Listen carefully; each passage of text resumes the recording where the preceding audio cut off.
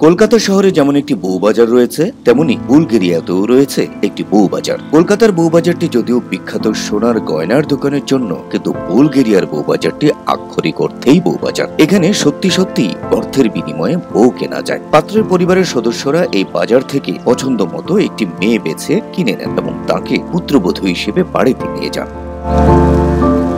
বিয়ের কনের বাজার দেখেছেন? হ্যাঁ, শুনে অবাক লাগবে বইকি। আজকের দিনেও সেখানে দেদারসে কেনা বেচা হচ্ছে নারী। আলু পেঁয়াজের মতো এই বাজারে বিক্রি হন মহিলারা। পাত্রের পরিবারের সদস্যরা এই বাজার থেকে পছন্দ মতো একটি মেয়ে বেছে কিনে নেন এবং তাকে পুত্রবধূ হিসেবে বাড়িতে নিয়ে যান।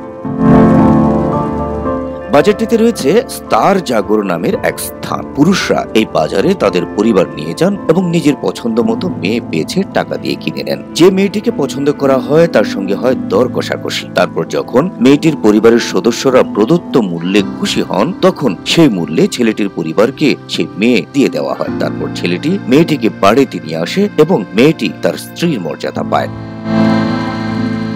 এই কনের বাজারটি মূলত গরিব পরিবারের মেয়েদের জন্য। যেসব মেয়ের পরিবার অর্থের অভাবে মেয়ের বিয়ে দিতে পারছে না, তারা তাদের মেয়েকে নিয়ে যায় এই বাজারে। এরপর ছেলেরা মেয়ে বেছে ঘরে নিয়ে যায়। বুলগেরিয়ায় বহু যুগ ধরেই এই প্রথা চলে আসছে। এই বাজার স্থাপনের অনুমতি মিলেছে সরকারের তরফ থেকেও।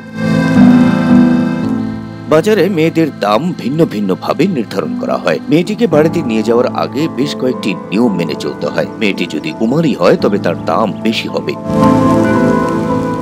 শুধুমাত্র কালাইদোছি সম্প্রদায়ের লোকেরাই তাদের মেয়েদের এই বাজারে নিয়ে যেতে পারবেন। পাশাপাশি পরিবারটির দরিদ্র হওয়া আবশ্যক। আর্থিকভাবে স্বাবলম্বী বা ধনী গরিবের মেয়েদের বিক্রি করার নিয়ম নেই। এছাড়াও বাজারে কেনা মেয়েটিকে পুত্রবধূর মর্যাদা দেয়া আবশ্যক।